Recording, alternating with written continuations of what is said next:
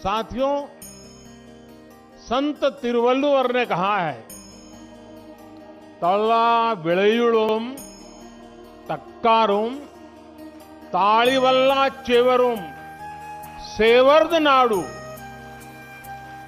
यानी अच्छी फसल, पढ़े लिखे व्यक्ति और ईमानदार व्यापारी, ये तीनों मिलकर राष्ट्र निर्माण करते हैं। तिरुवल्लुवर जी ने पॉलिटिशियन का उल्लेख नहीं किया है।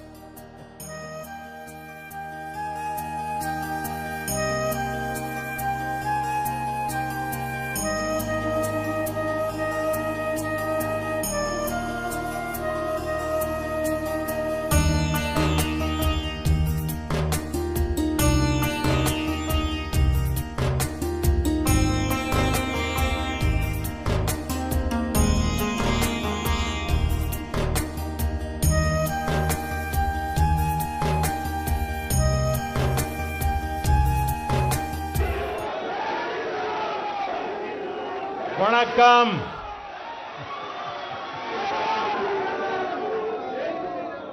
आप सभी को पोंगल के पर्व की अनेक अनेक शुभकामनाएं।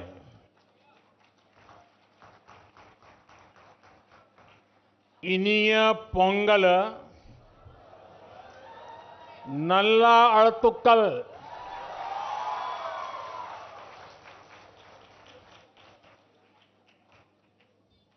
पोंगल के पवित्र दिन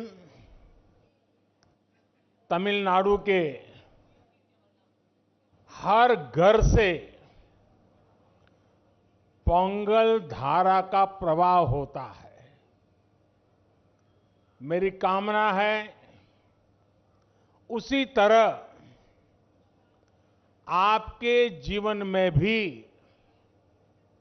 सुख, समृद्धि और संतोष की धारा का प्रवाह निरंतर होता रहे।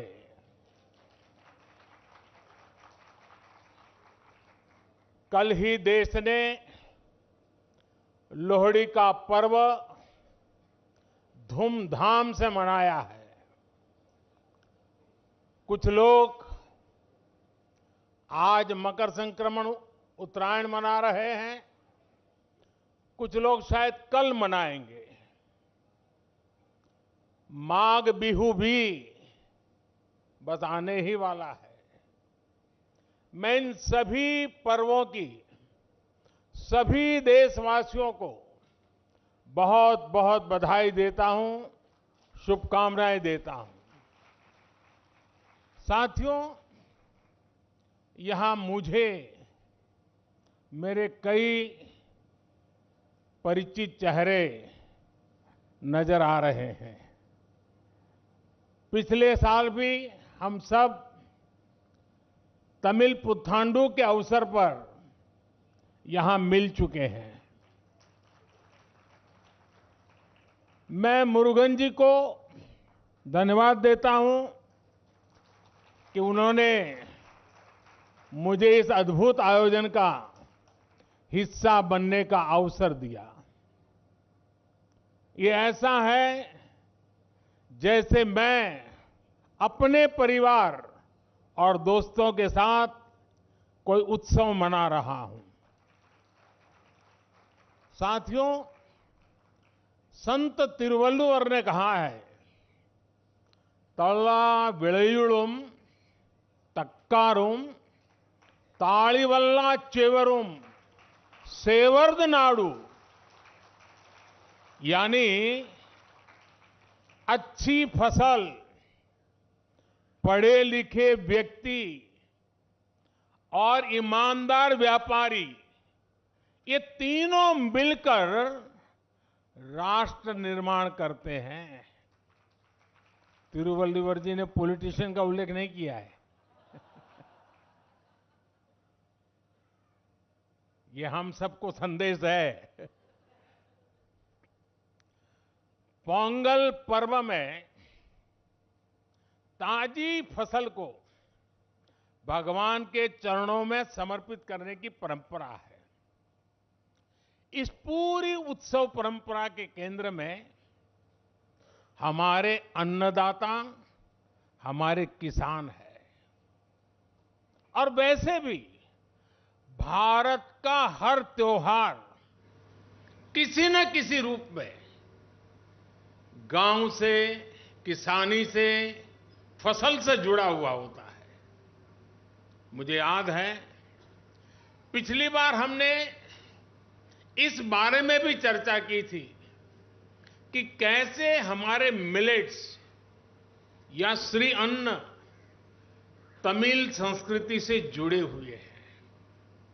मुझे खुशी है कि सुपर फूड को लेकर देश में और दुनिया में एक नई जागृति आई है। हमारे बहुत सारे नौजवान मिलेट्स, श्री अन्न को लेकर नए स्टार्टअप शुरू कर रहे हैं और ये स्टार्टअप्स आज बहुत पॉपुलर हो रहे हैं। श्री अन्न के उत्पादन से हमारे देश के 3 करोड़ से अधिक छोटे किसान जुड़े हुए हैं। हम श्री अन्न को प्रमोट करते हैं तो सीधे सीधे ये 3 करोड़ किसानों का भला होता है। साथियों, पोंगल के अवसर पर तमिल महिलाएं अपने घर के बाहर कोलम बनाती है। सबसे पहले वो आटे का इस्तेमाल करके जमीन पर कई डॉट्स बनाती है और एक बार जब सारे डॉट्स बन जाते हैं तो हर एक का एक अलग महत्व होता है। ये तस्वीर ही मन लुभाने वाली होती है, लेकिन कोलम का असली रूप तब और वैभवशाली हो जाता है जब ये सभी डॉट्स मिला दिए जाते हैं और बड़ी कलाकृति बनाकर इसमें रंग भरा जाता है। हमारा देश और उसकी विविधता भी कोलम के जैसी है। जब देश का कोना कोना एक दूसरे से भावात्मक रूप से जुड़ता है तो हमारी शक्ति एक अलग रूप दिखाती है। पोंगल का पर्व भी एक ऐसा ही पर्व है जो एक भारत श्रेष्ठ भारत की राष्ट्र भावना को दर्शाता है। बीते समय में काशी तमिल संगमम और सौराष्ट्र तमिल संगमम अत्यंत महत्वपूर्ण परंपरा शुरू हुई है और उसमें भी ये भाव प्रकट होता है, ये भावना दिखती है। इन सभी आयोजनों में बहुत बड़ी संख्या में हमारे तमिल भाई बहन उत्साह से हिस्सा लेते हैं। साथियों, एकता की यही भावना 2047 तक विकसित भारत के निर्माण की सबसे बड़ी शक्ति है, सबसे बड़ी पूंजी है। आपको याद होगा, लाल किले से मैंने जिस पंच प्राण का आह्वान किया है उसका प्रमुख तत्व देश की एकता को ऊर्जा देना है, देश की एकता को मजबूत करना है। पोंगल के इस पावन पर्व पर हमें देश की एकता को सशक्त करने का संकल्प दोहराना है।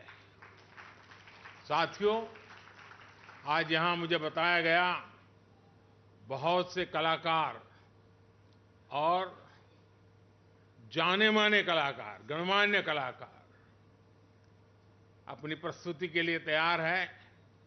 आप सब भी इंतजार करते होंगे, मैं भी इंतजार करता हूं। ये सभी कलाकार राजधानी दिल्ली में तमिलनाडु को जीवंत बनाने वाले हैं।